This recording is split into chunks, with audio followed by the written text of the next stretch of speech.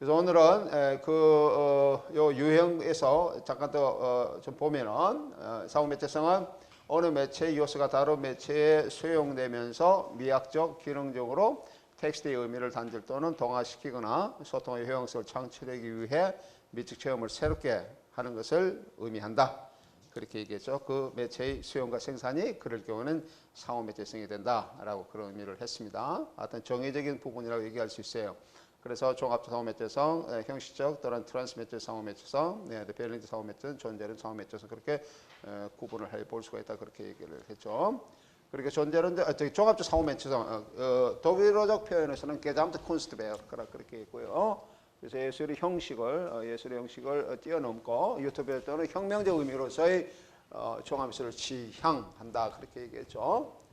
여기서 그런적으로 보면은 아리스토텔레스까지도 거슬러 올라갈 수 있습니다. 아리스토텔레스 시학이라고 하는 그런 아스 포에티카라고 하는 그런 책에서 물론 아리스토텔레스는 이런 종합 예술론이라는 그런 관점에 대해서 얘기를 한 것은 아니지만은 특히 그 비극 그 시대의 그 비극 이론이 여러 가지의 예술 요소로 이루어지고 있다라고 하는 그런 점을 아리스토텔레스가 얘기를 했었죠. 뭐 예를 들어서 뭐 무용이라든지 또 뭐 음악이라든지 그다음에 미토스를 얘기하고 있는 그런 뭐 줄거리 부분이라든지 그다음에 뭐 의상이라든지 뭐 여러 가지 무대라든지 뭐 여러 가지 관점 그다음 서사 부분 뭐 여러 가지 관점에서 아리스토텔레스는 그렇게 얘기를 했습니다. 근데 여기서는 이제 특히 바그너 그 리히아르드 바그너 독일의 국인 낭만파 시인이죠. 리히아르드 바그너의 종합예술론 관점, 특히 오페라를 중심해서 가극을 중심해서 이렇게 얘기했고요. 그다음 상가 예술의 경계를 허물뜨리는 아방가드 예술에서도 이러한 종합적 상호 매체적 형식들이 굉장히 많이 나타나고 있습니다. 가장 대표적인 것이 아방가드 예술은 뭐 여러 가지 온건한 아방가드이고 가격한 아방가드 있다고 그렇게 얘기했는데 특히 가격한 아방가드에서는 이러한 관점이 많이 나타나고 있습니다. 특히 러시아의 형식주의, 러시아의 구성주의에서는 이렇게 잘 나타나고 있다라고 얘기를 할 수 있습니다. 그다음에 다메트 시대의 컴퓨터 예술, 우리 그 디지털 예술, 디지털 문화 예술은 이러한 궁극적으로는 종합적 상호 매체성을 지향한다라고 하는 겁니다. 이 경우에는 매체의 결합에 관한 얘기를 할 수 있습니다. median combination, 미디어 컴비네이션의 관점이죠. 두 가지 이상의 매체가 결합한 경우 콜라주 영화, 콜라주 영화, 그다음 사진 소설, 사진 영화, 오페라 이런 것들은 여기에 한 예가 된다. 그다음에 두 번째로 트랜스매체 상호 매체 또는 트랜스매체 성이라고 얘기를 할 수 있는데 이것은 쓰면은 용어적 관점을 표기한다면 트랜스메디얼리티, 독일어 하면 트랜스메디얼리티, 영어로 하면 트랜스메디얼리티라고 쓸 수가 있죠. 그래서 한 매체가 전체적이 아니라 부분적으로 나눠져서 다른 매체 속에서 구성 요소가 되어서 나타나는 것을 얘기를 합니다. 이 용어는 어느 한 매체가 특히 중요한 위치를 점하고 있지 않은 가운데 여러 매체가 사용되는 경우를 보통 그렇게 얘기하죠. 트랜스매체죠. 요즘 우리가 얘기하고 있는 뭐랄까요, 여러 가지 현상들 이런 것들이 이제 트랜스매체적 현상을 굉장히 많이 나타나고 있습니다. 네. 역사학에서 트랜스내셔널이라는 부분하고 상당히 가깝다고 얘기를 할 수 있어요. 트랜스내셔널 어떤 국가의 경계를 넘어서서 역사 이론을 전개하고자 하는 그런 시도하고 비슷하게 얘기할 수 있는 게 트랜스 매체성의 관점이라고 얘기를 할 수 있습니다. 이 유형은 형식과 매체가 분리되었음을 강조하고 있고요. 형식의 매체 속에서 나타나는 한 매체 그 자체가 다만 형식 속에서만 존재할 수 있다라고 얘기를 할 수 있습니다. 그러니까 형식, 상호 매체성 형식 이론은 그렇게 얘기라고 했는데 이 형식 속에 형식이 매체 속에 나타나는 매체 그 자체는 다만 형식 속에 존재할 수 있다. 이 말은 무슨 말이냐면 예를 들어서 어떤 영화의 회화적인 요소가 나타났다고 그렇게 얘기해요. 그럼 회화는 자체는 매체인데 영화 속에 나타나고 있는 영화는 형식 속에 나타나고 있다 그러면은 이것 자체 하나의 형식으로서 존재하는 거죠. 회화라는 매체가 영화 속에서 형식으로 존재한단 말이죠. 그 형식이 움직이는 그런 이미지 형식으로 나타나는 경우라고 얘기를 할 수 있습니다. 이 경우는 매체 사이 구체적인 유사 관계가 있을 때 얘기를 하는 것이죠. 그 경우라도 회화 예를 경우라도 그 회화가 그 영화 속에서 어떠한 역할을 해야 된다. 다시 말해 서사적 역할을 할 경우에만 이런 얘기를 할 수가 있습니다. 그 서사에 영향을 미친다든지 어떤 미적 효과에 영향을 미친다든지 그렇게 얘기를 할 수 있는 것이지 영화 속에 해화가 스쳐 보여지고 어떤 기능을 하지 않을 때는 그런 얘기를 할 수는 없습니다. 이 유형은 영화에서 많이 보인다라고 하는 것이죠. 제-매개선과 연관의 상호 매체는 좁은 의미에서 세 가지 유형으로 또 나누어 얘기를 할 수 있습니다. 다시 말하면 상호 매체적 연관성, intermediate 배치 또는 영어로 하면 intermediate reference로 얘기할 수 있고요. 매체의 변형, medium vexel 또는 media transformation, 그리고 매체의 결합, medium combination 또는 media combination이라고 더 나누고 수가 있습니다. 상호매체적 연관성은 상호매체적 연관성을 보면 한 매체의 생산물이 다른 매체의 연관성을 지니는 기능에 초점을 맞추고 있습니다. 상호매체적 연관성은 상호 텍스트와 관계가 깊으며 서사적 층위에서 의미의 연관성을 형성한다는 점에서 의미론적 개념으로 이해할 수가 있습니다. 그 상호매체의 과정에서 의미 구성을 한다. 상호매체의 과정에서 의미 구성을 한다는 점에서 상호매체적 연관성은 매체 결합과 유사성을 지닌다. 그 매체 결합, 미디어 콤비네이션 그 관계를 했죠. 상호매체의 연관성을 이루는 것 한번 예를 들어보면은 문학 텍스트와 영화, 문학의 음화가, 그죠? musicalization de literature, musicalization of literature 뭐 이런 것들은 한 예가 될 수 있고요. 영화적 글쓰기, 필미션 슈라이바이제, 그다음에 영화, 해와 문학, 그다음에 예술의 전환, 트랜스포지시옹 스타르. 이거는 이제 프랑스에서 나타나는 현상인데요. 보돌 샤를레 등 프랑스의 상징 또는 테오필 고띠에와 같은 낭만주의 예술에서 나타나는 예술 현상으로서 예술의 뉴 플라톤적인 그런 현상을 얘기한다. 여러 예술이 부딪히면서 시각적으로 나타나는 본질을 부각시키는 현상이 이러한 예술의 전환이라고 하는 하나의 그 현상, 이 미학적 현상이다라고 하는 것이죠. 이것은 사고의 기호가 언어가 되고 사물의 시각적 이미지가 된다라고 얘기를 할 수가 있습니다.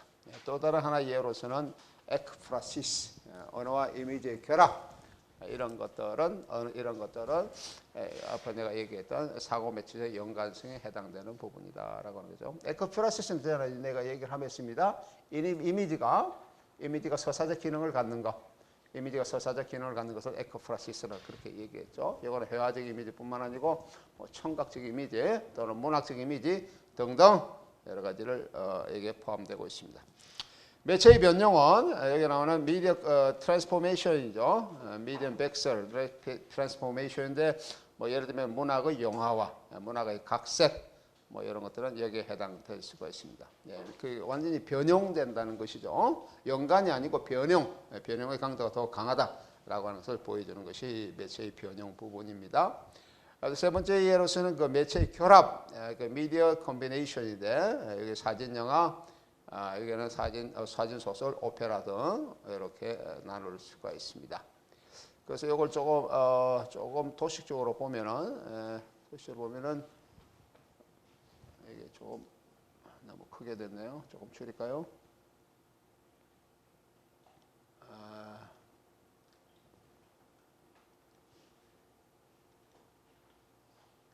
이렇게 표를 할 수가 있어요. 넓은 범위에 매체성이 있고요.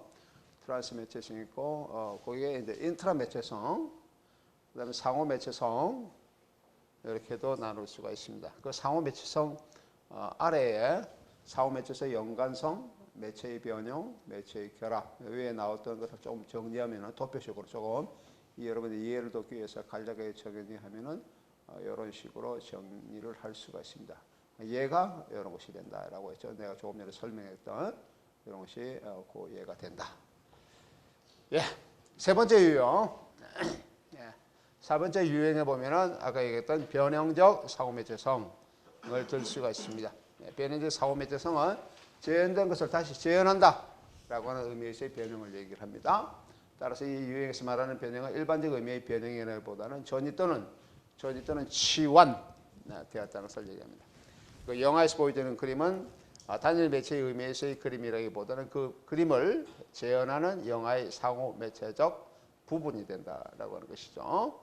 상호 매체성이 재현과 관계가 있다는 이러한 시각은 여러 예술이 모여서 종합예술을 이룬다는 상호 매체성과는 상반되고 있다. 상반된 개념으로 나타나고 있다라고 하는 겁니다. 그리고 마지막에 유형으로 나타나는 것이 매체의 특수성을 얘기하는 그는 의미하는 이런 존재적 상호 매체성입니다. 네 번째 유형인데 여러 유형의 상호 매체성이 존재적으로서 매체가 지닌 특수성은 다른 매체가 무엇인지 분명히 정의 내릴 수 있을 때 나타난다고 하는 점입니다. 그렇기 때문에 모든 매체는 그 자체와는 다른 매체와 연관성을 지니고 있다는 것이 이렇게 본다면 트랜스 매체적 상호 매체성이나 변현재 상호 매체성은 이미 존재론적인 상호 매체성을 인정하는 것이다 라고 하는 거죠. 이 부분은 요 존재론 상호 매체성은 매체의 매체가 부딪히고 변형되고 상호 간섭하고 그럴 경우에도 매체의 그러한 독립성, 존재성은 그 자체가 유지하고 있다, 담보하고 있다 라고 하는 그러한 의미에서의 존재론적인 상호 매체성이 됩니다. 상호매체의 유형이 어떤 간에 상호작용이나 상호간섭에 의해 생성된 매체 텍스트는 다른 매체가 지니는 예술 형식이 변형될 것이다 라고 얘기하고 있고요. 여기에 매체 텍스트란 상호매체의 대상일 뿐만 아니라 다양한 예술 형식의 텍스트로도 사용되어지는 개념을 얘기한다. 상호매체적 텍스트의 변형 과정에서 각 매체가 지니는 예술의 특성은 유지되고 있다. 이 부분이 얘기하는 것이 아까 존재론적 상호매체의 부분입니다. 그렇지 않을 경우에 매체 텍스트는 특성이 모호해져 상호 매체의 의미를 상실하게 된다라고 하는 것이죠. 예를 들어서 카르미나 피구라타. 내가 전에 한번 소개했습니까? 카르미나 피구라타 안 했어요? 안 했나요? 그다음에 저 뭡니까?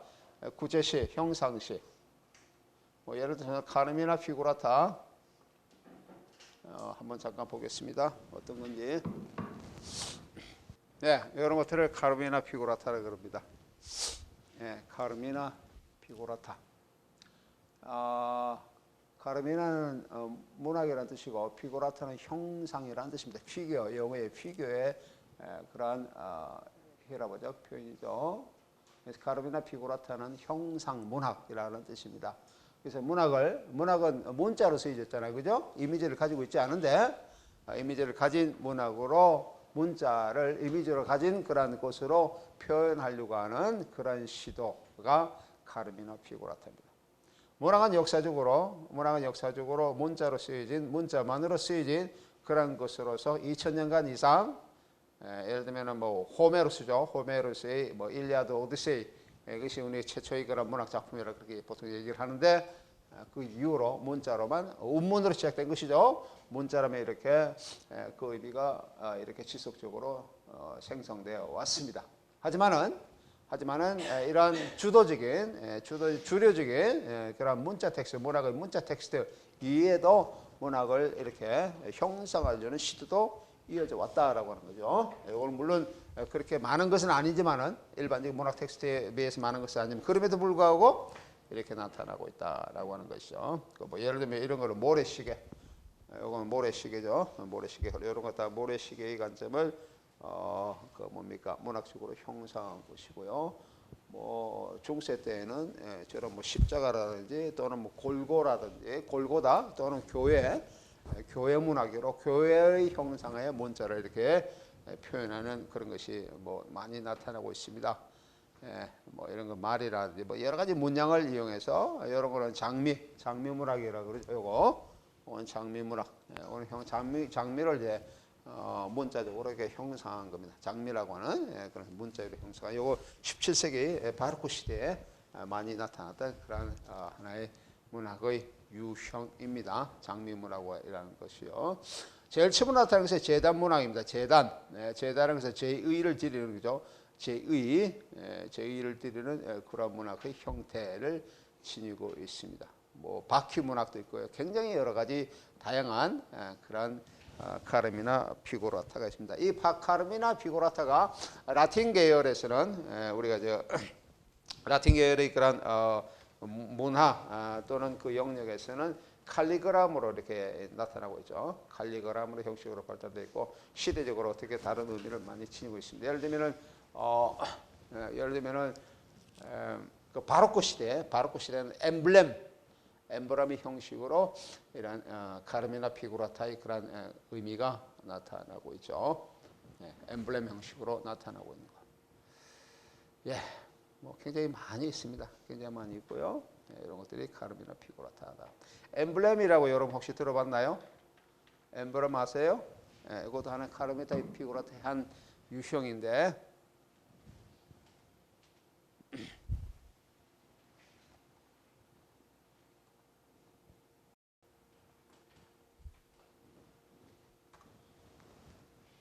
예, 요게 이런 것들이 바로크 엠블렘이에요. 예, 바로크 엠블렘의 형식입니다. 예, 뭐 예를 들면은 뭐 이런 거죠. 예, 앞에 어떤 모토가 있습니다. 모토가 있고, 그다음에 이미지가 들어오고, 그다음에 거기에 대한 어떤 해설 내지는 교훈적인 문구 이렇게 들어오고, 이런 것이 엠블렘 형식입니다. 예? 요즘 우리가 보통 그냥 얘기하는 엠블렘 무슨 로고 이런 의미가 아니고, 원래 엠블렘은 카르미나 피구라타에서 이미지의 중요한 시대적 의미를 지니고 있는 그러한 한 형식입니다. 그래서 이렇게 나오는 거. 요즘 이런 것들은 광고에 많이 쓰이죠. 광고에 무슨 앞에 자기 회사의 이런 선전, 아주 회사를 이렇게 각인시키려 하는 문장을 넣고, 그다음에 그 제품을 설명하고 거기에 대한 제품에 대한 설명이 나오고, 형식을 그렇게 취했다는 거죠. 근데 원래는 이게 상당히 엠블렘이 고교훈적인 그런 의미를 엠블렘들은 보통 많이 지니고 있습니다. 교훈적인 의미를 보통 많이 지니고 있는 것이 엠블렘의 특징이죠. 이런 것들이 뭐 엠블렘적 의미가 굉장히 많이 나타납니다. 대부분 다 이런 거예요. 대부분 엠블렘은 이런 형식들을 취하고 있습니다.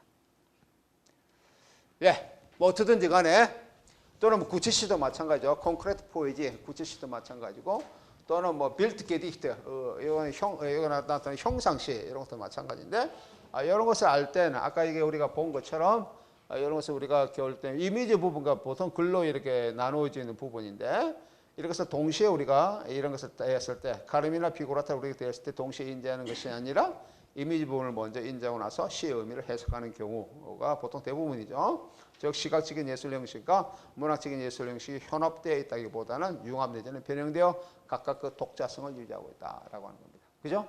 하나의 그 형상이라는 그런 독자성과 또 매체의 문학이라는 매체의 그런 독자성과 두 가지 독자성이 같이 각각 나누어서 이루어지고 있다라고 하는 그런 경우를 얘기를 합니다.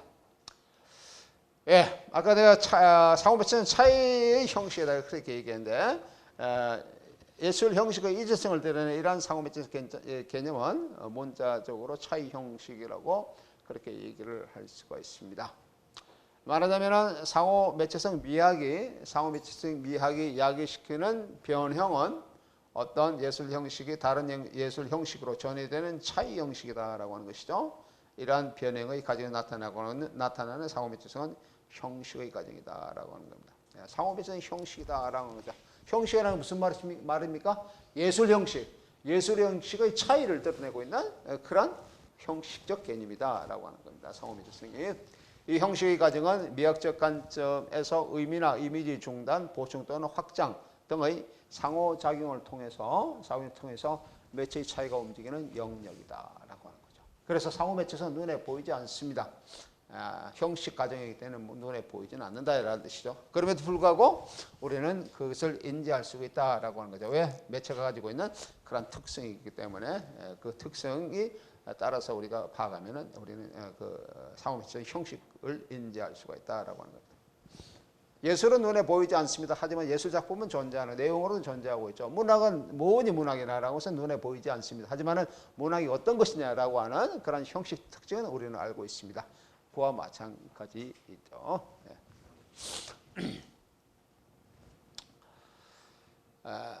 예, 그 시간과 공간의 변화 속에서 이미지 형식의 차이가 중요시되는 문학의 영화라고 하는 경우를 보면은, 문학은 예술 형식의 영화 형식의 매체이며, 문학은 예술 형식의 매체이며, 영화로 변형된 차이 형식이 된다라고 하는 겁니다. 예. 문학의 문학 작품이 영화화 된 건데, 문자 텍스트가 영화화 됐을 때 그것은 문학 작품 그 자체라기보다는 영화의 형식으로 변형된 매체다라고 하는 것입니다. 그리고 그것은 영화로 변형된 그렇기 때문에 문학과 영화의 순수한 영화로 매체, 순수한 문학의 매체 사이의 차이를 보여주고 있는 그러한 형식이 된다라고 하는 겁니다. 예, 사고매체의 역사적 맥락에 대해서 잠깐 보겠습니다. 미학 이론으로서의 사고매체 역사는 문학에서 흔히 빛의 이미지의 근원으로 언급되는 플라톤의 동굴의 비유까지 거슬러 올라갑니다. 예. 여러분 저 플라톤의 동굴의 비유 한번 얘기 들어봤나요? 예? 예. 플라톤은 우리 흔히 얘기해서 이데아의 철학이라고 보통 얘기하죠. 이데아의 철학. 이데아는 진선미 중에 선의 의미를 부각시킨 것을 얘기합니다. 선.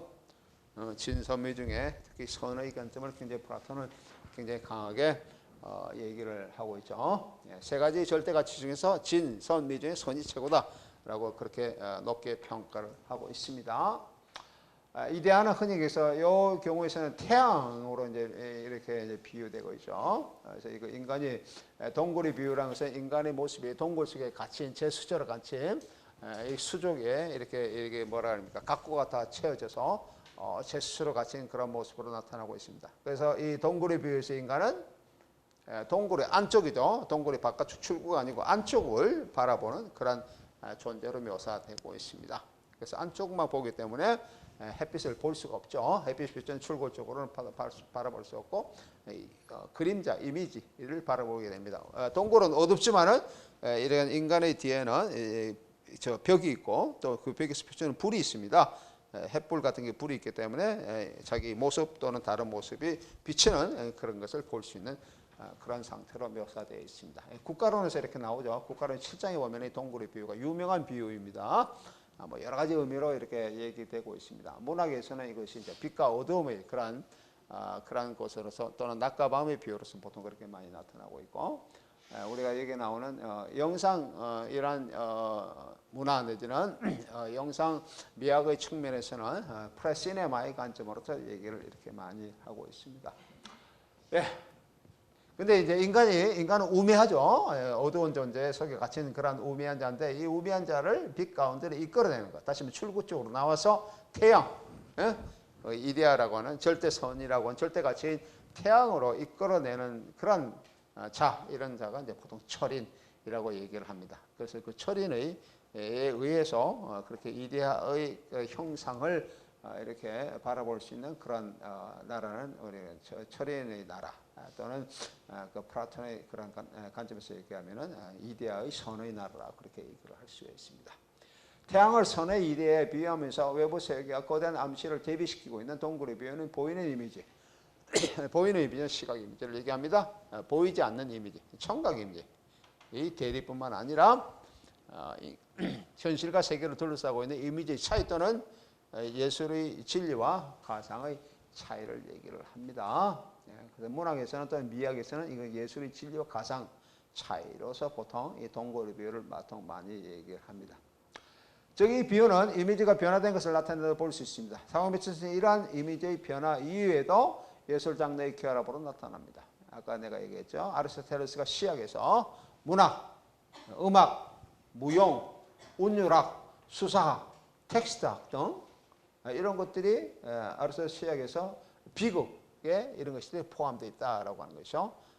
트래지디, 독일어 하면 트라게디, 비극, 이런 것이 이런 요소들이 포함되어 있다라고 합니다. 그때의 비극은 우리가 요즘 얘기하는 드라마의 희극, 비극 그런 분류로서의 비극이 아니고 하나의 고급 예술로서의 비극을 얘기합니다. 그 시에는 뭐 비극이 가장 최고의 최상의 예술 형식이었습니다. 그래서 아리스토텔레스는 이런 것을 많이 이제 분석을 했죠. 이제 드라마에는 나오는 처럼 비극에는 문학, 음악, 무용, 운율학, 수사학, 텍스트학 이런 것들이 포함되어 있다라고 얘기를 하고 있습니다. 예, 비극과 해와의 비유 포함해서 비극과 해와의 비유, 서사시와 비극의 구분, 희극과 비극의 구분 등등 여러 경우는 종합미술의 개념으로 이해되는 고대 비극을 분석하는 방법으로서 생각을 할 수가 있다. 내가 여기 예를 각주가 달아놨는데 여기 아리스토텔레스의 비극은 특히 비극과 회화의 미술의 비극은 6장에서 나타나고 있으니까 여러분도 한번 보세요. 아리스토텔레스의 시로는 뭐 여러 가지 의미에서 중요합니다. 문학하는 학생들 한번 봐야 돼요. 어떤 의미를 쓰고 있는지, 그 내용의 비극이 뭘 다루고 있는지. 하지만 그 예술론적 의미에서 또는 우리가 얘기하고 있는 이러한 미학, 영상 문화의 관점에서도 충분히 읽어볼 가치가 있는 그런 책입니다. 뭐 두께는 조금 해요. 뭐 이 포켓북처럼 뭐 이런 거 반밖에 안 되죠. 반밖에 그 분량도 요거의 절반. 요게 크기는 반, 분량도 책 두께도 요거의 반. 뭐 굉장히 작습니다. 여러분 앉아서 읽어보면은 점심 먹고 나서 읽어보면은 1시간 만에 읽을 수 있는 그런 책입니다. 네, 상호메시스가 미메시스에 대해서 보겠습니다. 미메시스가 뭐죠? 뭘 미메시스라고 그렇게 얘기합니까? 뜻이? 모방. 뭘 모방하죠? 모방인데 뭘 모방하는 것을 얘기합니까? 모방은 맞는데 뭘 모방해요?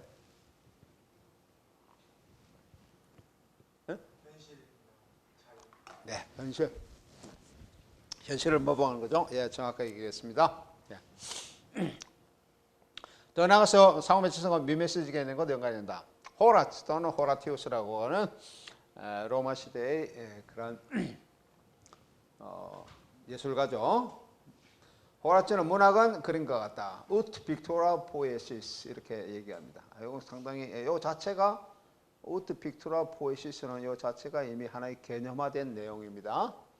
뜻은 문학은 그림과 같다. ut는 뭐뭐 같다라는 뜻입니다. pictura는 picture, 이미지, 그림이라고 얘기하는 것이요. poesis는 문학이라는 뜻입니다. 라틴어적 표현이죠. ut pictura poesis. 문학은 그림과 같다. 어떤 게 더 우 위에 있습니까? 문학은 그림과 같다 그러면 기준이 뭡니까? 뭐가 기준이 돼요? 그 시대 기준이 이미 기준으로 자리 잡은 예술 형식이 뭐가 되느냐면 문학이에요, 그림이에요? 그림이죠. 문학은 그림 같다면 그림이 회화가 그 시대에 이미 인정되는 그런 예술 형식이다. 근데 문학도 회화와 같다, 그림과 같다 이런 뜻입니다. 그러니까 이 시대에는 로마 시대에는 회화가 문학보다는 더 우위에 있다라고 얘기해요. 이 예술의 우위 논쟁은 상당히 중요합니다. 역사적으로 굉장히 오랫동안 진행되어 왔던 그런 것이죠. 여러 가지 예술 형식이 있는데 뭐 문학도 있고 얘기한 비곡도 있고 뭐 뭡니까 무용도 있고 회화도 있고 건축도 있고 그다음에 뭐 조형 예술도 있고 뭐 여러 가지 있죠. 그 중에서 어떤 것이 더 우위에 있냐, 상위에 있는 예술이냐라고 하는 그런 논쟁이죠. 논쟁은 역사적으로 굉장히 오랫동안 진행되어 왔습니다. 그런데 그 결과는 회화로 이렇게 귀결되고 있죠.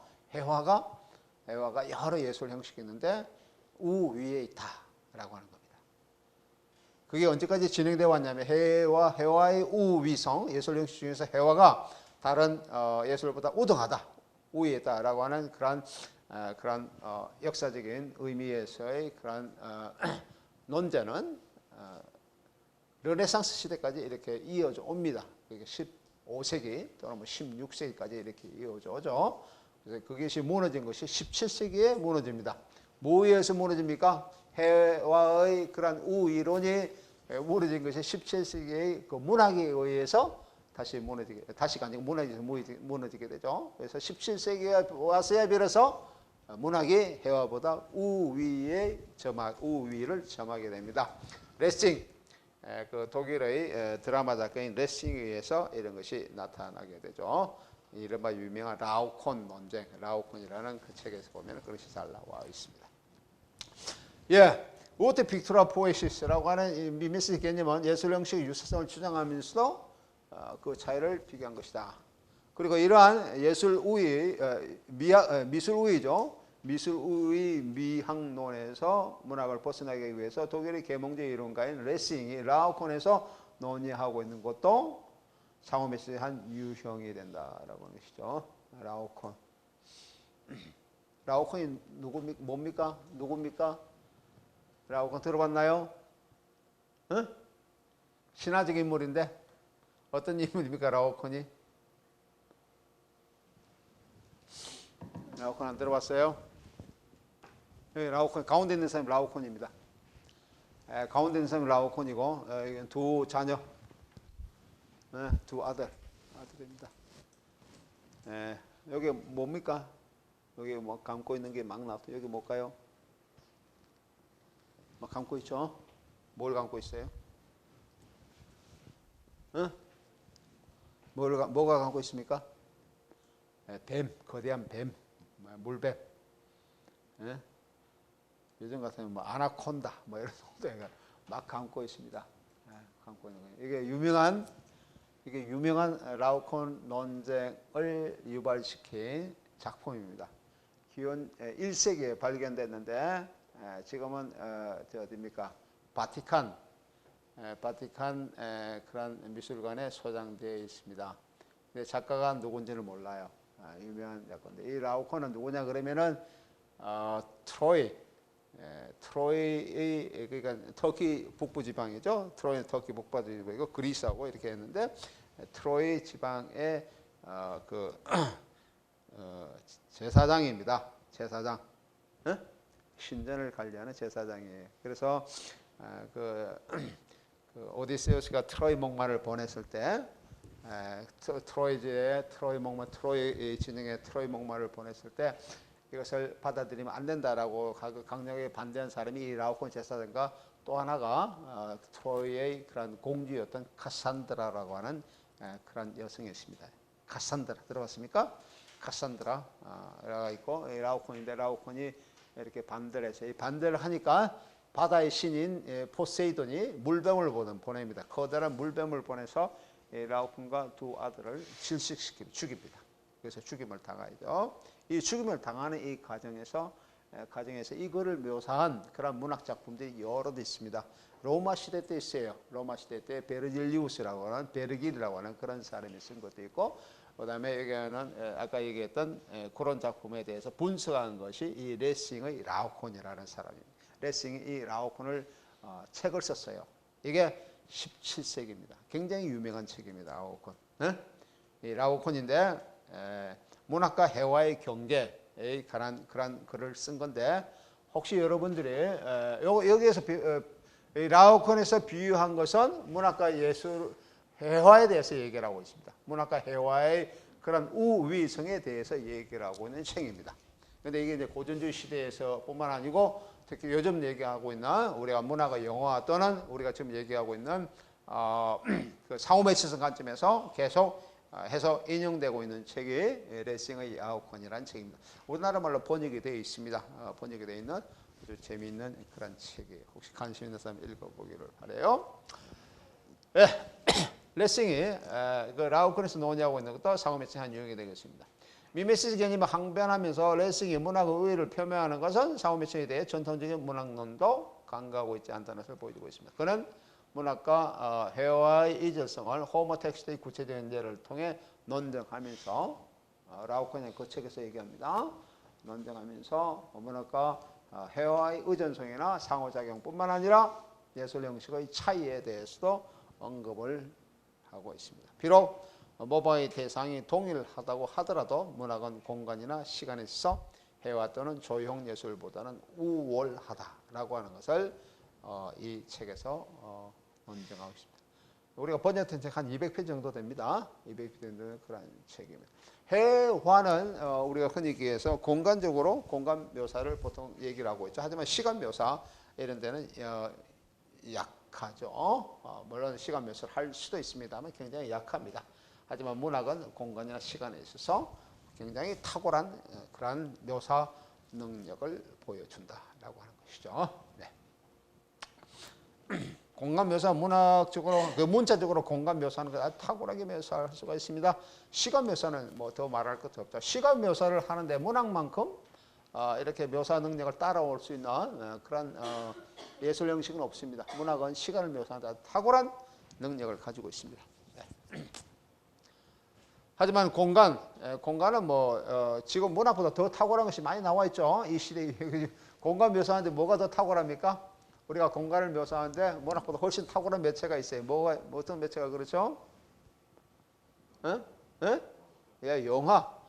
영화는 공간 묘사하는데 굉장히 탁월하죠. 굉장히 탁월합니다. 앞으로 어떤 매체가 더 나올지는 모르지만 영화만큼 공간 묘사를 탁월하게 할 수 있는 그런 매체는 아마 없을지도 모르고 흔치 않을지도 몰라요. 예를 들면 우리가 이게 나오는 이 강의실을 문학적으로 묘사한다 그러면 굉장히 할 수는 있습니다만 굉장히 많은 여러 가지 장이 필요하겠죠. 아주 세세하게 묘사해야 됩니다. 여러분들이 어떠한 동작을 하고 있고 어떤 옷을 입고 있고 누가 안경을 쓰고 있니 안 쓰니부터 시작해가지고 색깔 묘사라든지 이런 거 아주 장황하게 해야만 그런 것을 할 수가 있어요.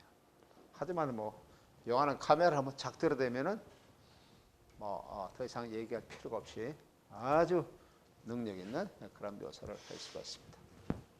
낭만주의 상호매체에 대해서 보겠습니다. 낭만주의 상호매체성은 레싱처럼 예술 형식의 우위를 주장함이 없이 보다 활발하게 전개될 것입니다. 낭만주의 상호매체성은 이질적으로 나타날 뿐만 아니라 동질적으로 나타난다라고 하는 거죠. 동질적으로 나타난다. 그러니까 동질적 상호매체성, 이질적 상호매체성 그렇게 얘기할 수 있다라고 하는 것이죠.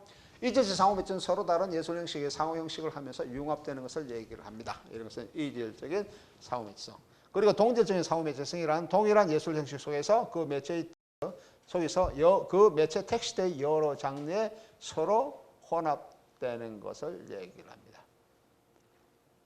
예를 들면 이런 거죠. 예를 들면 동질적인 뭐가 있냐 그러면은 문학이라면 문학 이런 것을 문학적인 예를 들면 문학 속에 여러 형식들이 나타나는 것을 동질적 문학의 동질적인 상호매체에서 그렇게 얘기할 수 있다는 것이죠. 문학의 예를 들면 이렇습니다.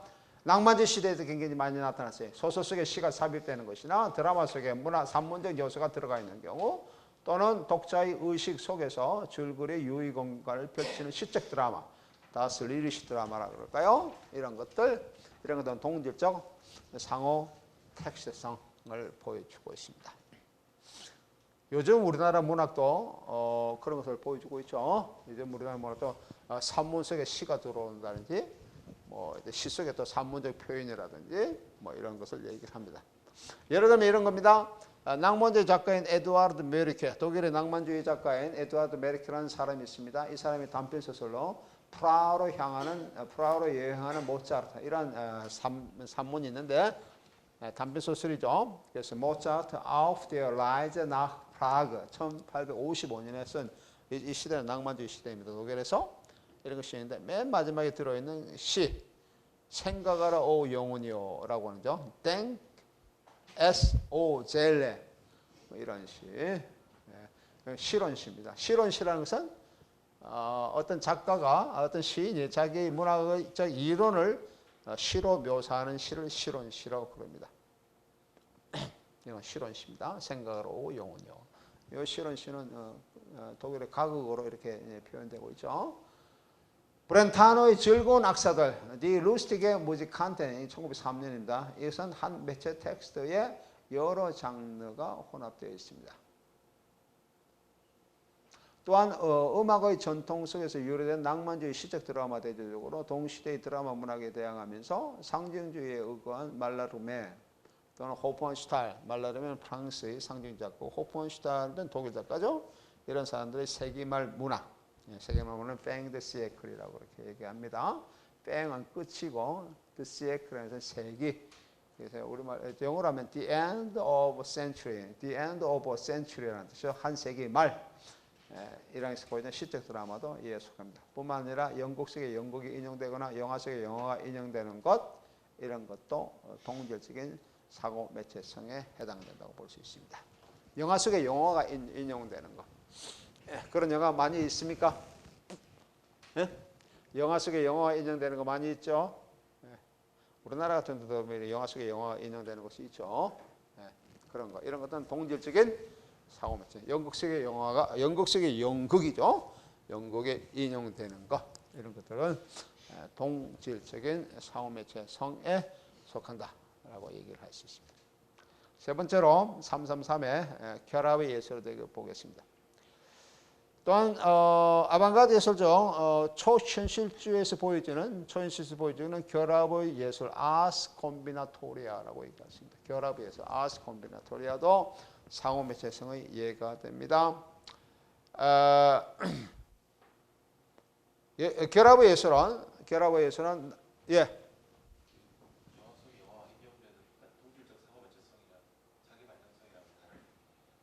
동지적 상호 매체성하고 자기 반영성 차이.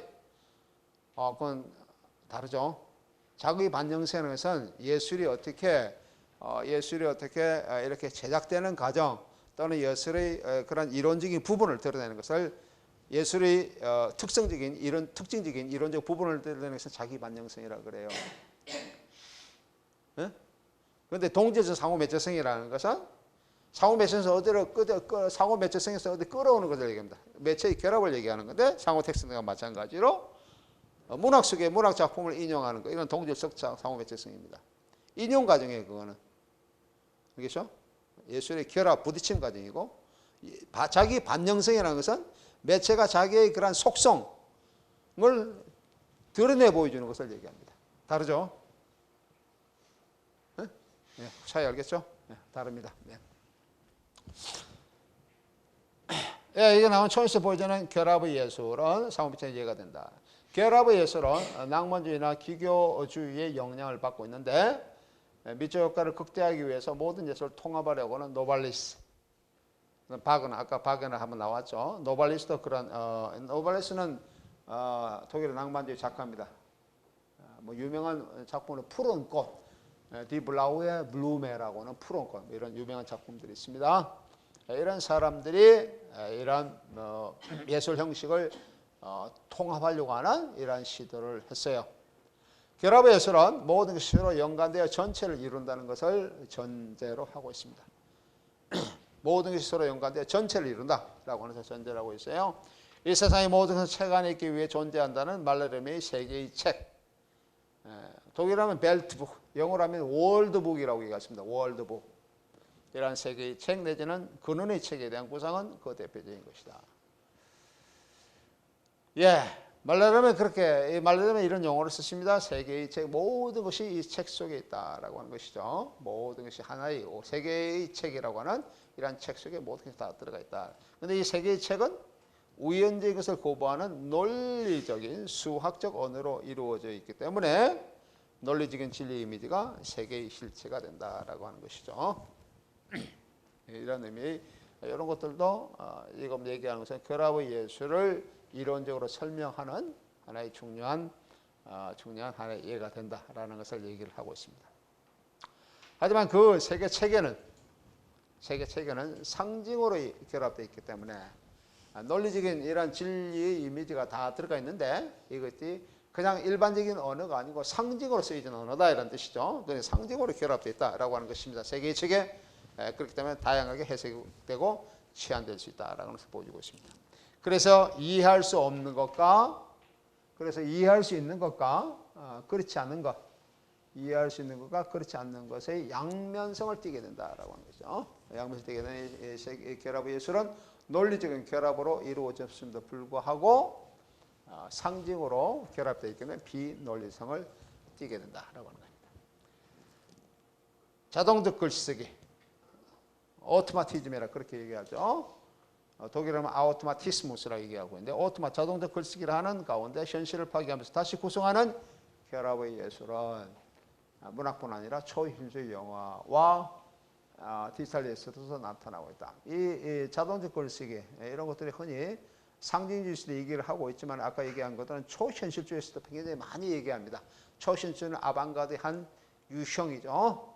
이렇게 얘기를 하고 있어요. 상징적 글쓰기라고 하는 것은 자동적 글쓰기라고 하는 것은 초현실주의는 우리는 흔히 꿈이나 그 환상을 보통 많이 다루죠. 초시라는 것은 현실의 층위를 넘어서는 것을 얘기를 합니다. 그래서 현실을 얘기하는 것이 아니고 현실의 층위를 넘어선 이러한 그런 꿈, 환상 가정을 얘기를 하고 있죠.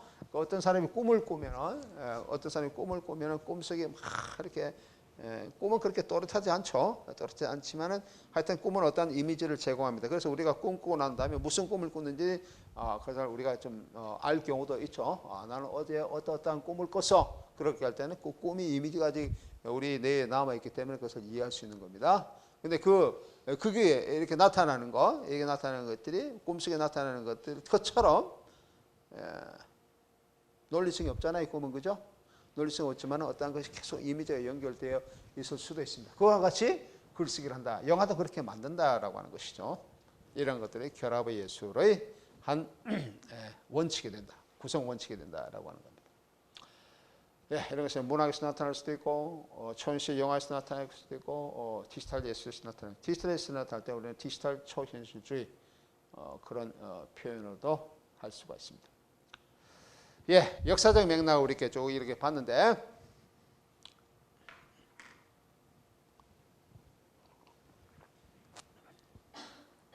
역사의 면에서 살펴본 것처럼 여러 예술 형식들이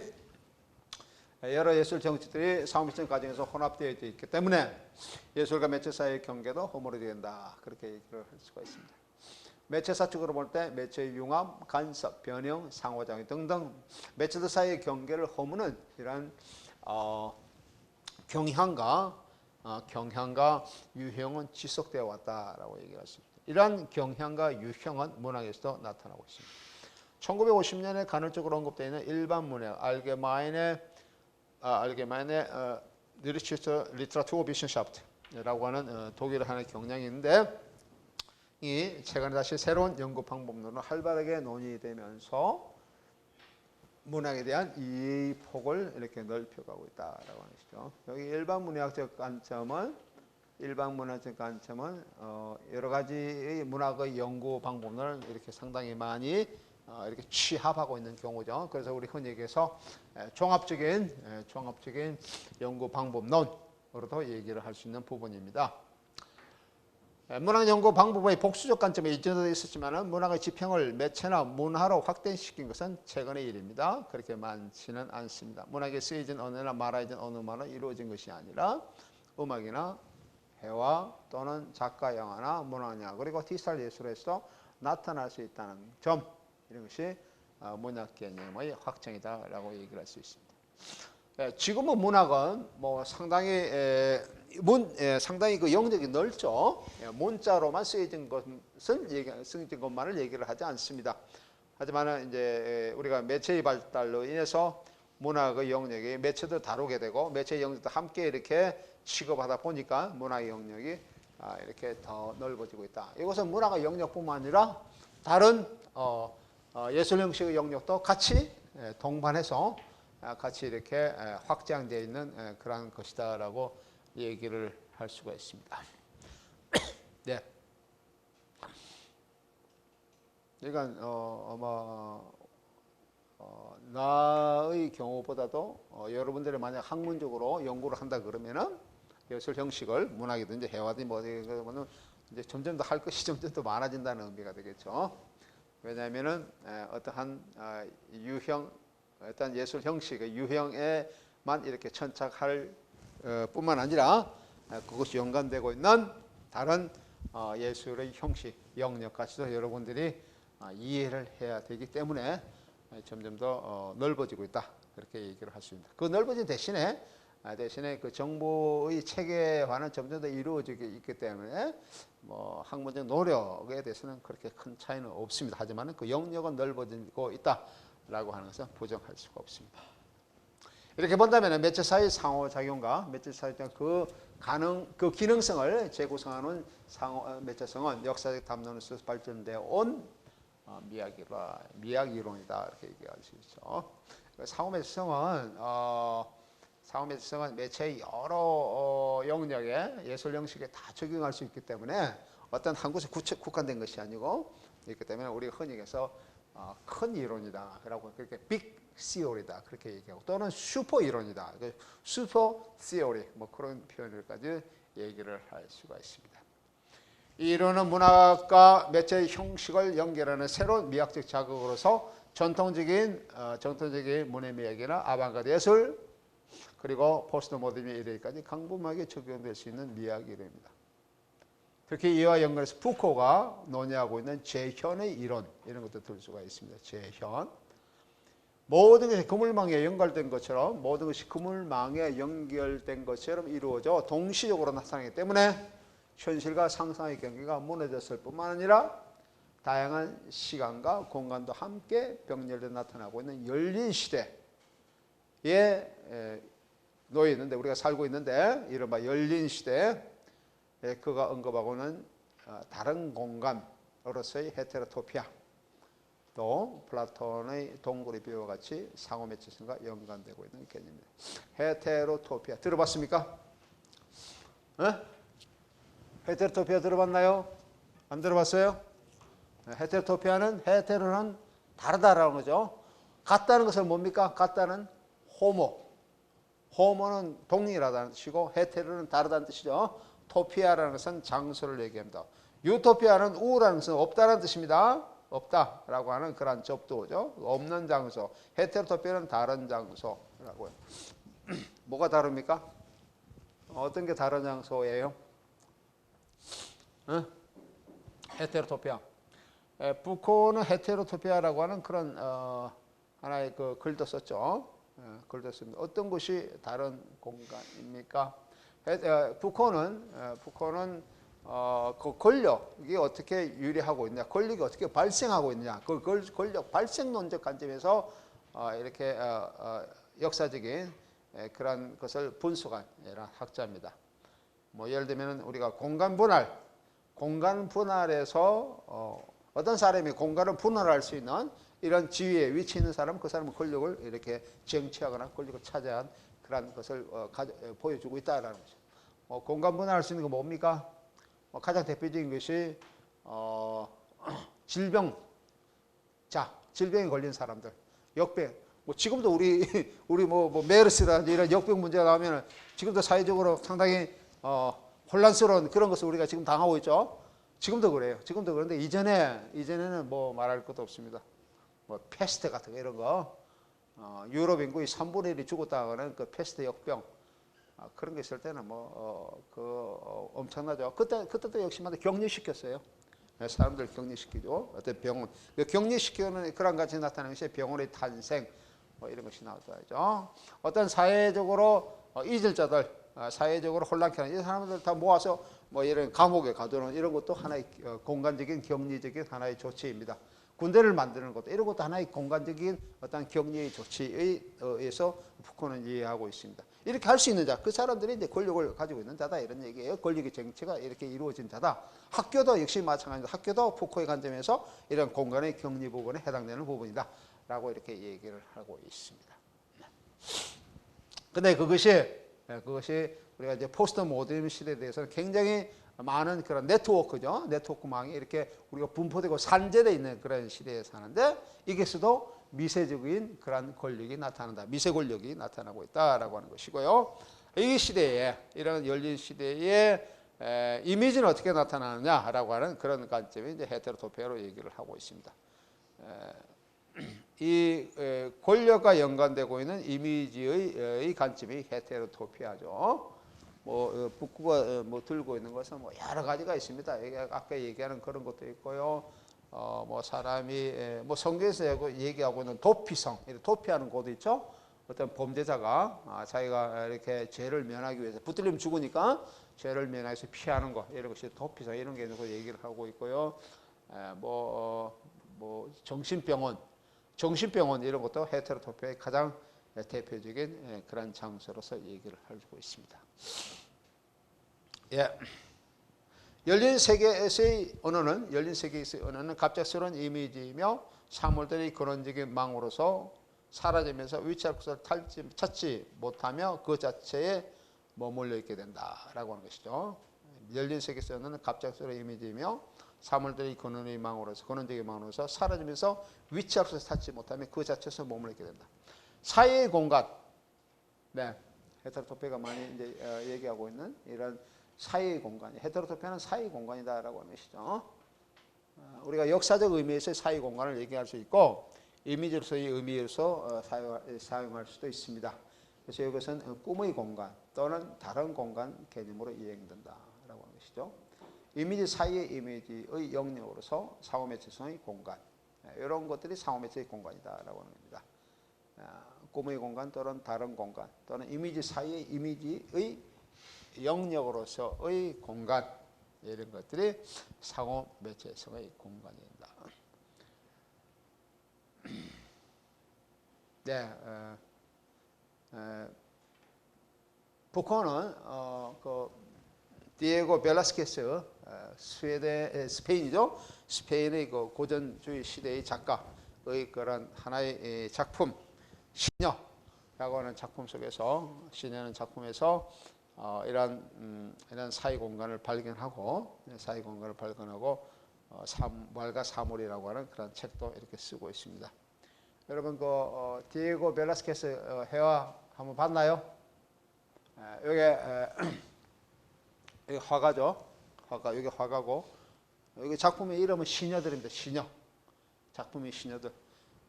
여기 이제 공주예요. 여기 이제 시녀들, 공주를 돌보는 그런 사람들, 시종들이 있고, 여기 개가 한 마리 있고, 여기 어떤 사람이 문 밖으로 들어가는지 나가는지 모르겠지만 하여튼 좌우지간 이렇게 경계에 걸쳐 있는 사람이 보이고요. 여기 거울이 있습니다. 거울이 있고, 여기 위에 또 회화가 있습니다. 좀 힘에서 안 보여요. 하지만 우리가 원 작품을 보면 이렇게 또렷하게 보입니다. 화가인데 눈빛이 원래 그 보면은 원래 그 여러분 서양 미술자 같은 데 가서 디에고 벨라스케스의 작품을 보면은 이 사람 볼 수가 있어요. 이 사람 눈초리를 어디를 보는가 볼 수 있다. 보면은 여러분들이 내가 가서 한번 쭉 돌리면은 나타나는 것이, 그 사람이 보고 있는 게 뭘 보냐 그러면 우리를 보고 있습니다. 이 회화를 보면은 그 사람이 이 작품 속에 이 사람이 보는 것이 보는 사람을 보고 있다 이런 거지.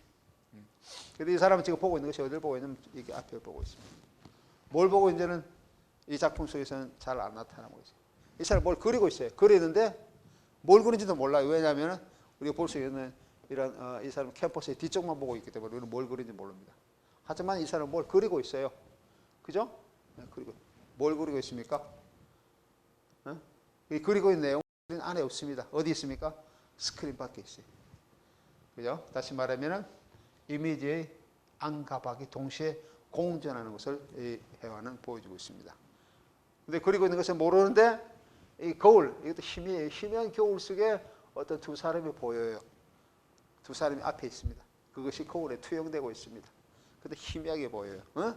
다시 말하면 재현의 불안정성, 재현의 불안정성이 나타나고 있는데, 이 사람이 그리려고 하는 그런 재현 과정은 스크린 안에 있는, 재현의 안에 있는 것을 보여주는 것이, 스크린 안에 있는 것을 그리는 것이 아니라 스크린 밖에 있는 것을 합폭의 밖에 있는 것을 보여준다라고 하는 것이죠. 이 합폭을 밖에 있는, 다시 말하면은 현실 공간이 아니고, 이 사람이 그리고 있는 현실 공간이 아니고, 다시 말하면 미메시스 공간이 아니고 어떤 밖에 있는 공간입니다. 밖에 있는 그런 걸 그리는 과정, 다시 말하면 그것이 사이의 과정이고, 이것은 재현의 안과 밖, 그것이 재현의 안과 밖의 공간이다 라고 하는 것이죠. 네, 그래서 그 재현의 안과 밖을 그리는 이른바 사이의 공간 또는 헤테로토피아의 이미지를 그리는 그 가정에서 나타나고 있는 재현은 굉장히 불완전하다라고 하는 것이죠. 그런 것을 얘기하는 것이 이 푸코의 다른 공간의 이미지입니다. 이미지 사이의 이미지를 그리는 공간이다라고 하는 것이죠. 또는 꿈의 공간이라고 얘기를 할 수 있습니다.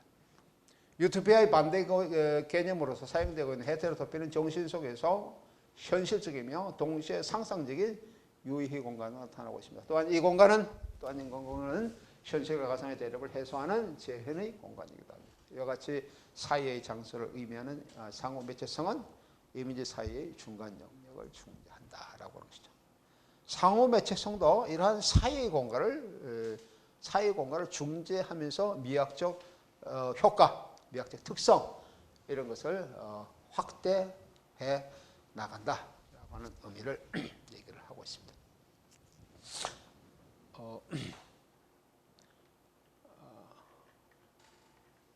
알겠죠? 예. 그래서 사고매체한 유형으로서 헤테로토피아는 그 푸코가 얘기하는 관점에서 이미지의 충동 현상, 다른 위상학인 헤테로 위생학, 헤테로 토폴로지라고 얘기하고 있습니다.